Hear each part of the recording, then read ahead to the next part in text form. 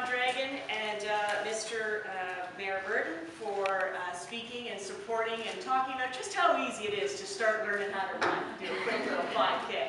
I think we can all log into a little running site and find out it all starts with just running 1 minute, and then you walk 10, then you walk 100. In any case, it is now my extreme pleasure. You may have noticed that there's a little girl around here who's, sorry, who is a fantastic speaker, and she's has a special place in all of our hearts.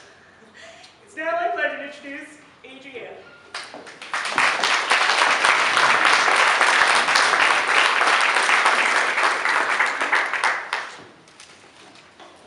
Ready?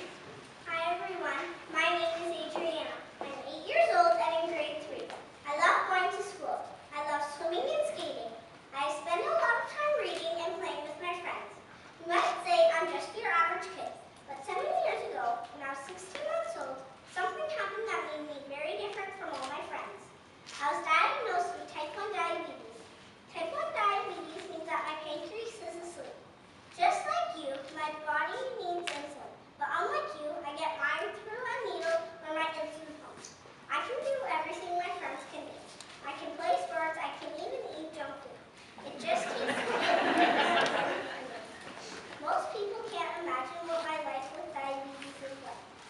I have to check my blood sugar when I wake up, before every meal or snack, before activities, when I feel funny or sick, and before I go to bed.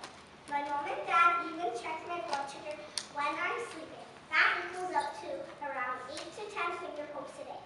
I'm pretty good at being able to tell if my blood sugar is high or low. If my blood sugar is too high, I feel really bad, I get really thirsty, and I sometimes throw up. If my blood sugar goes low, I get shaky and I can't think straight.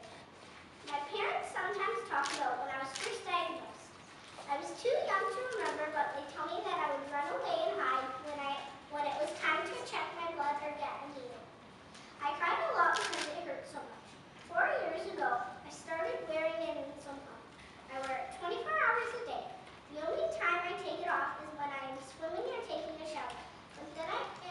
But then when I am done, I put it right back on. My pump gives me a tiny amount of insulin all day.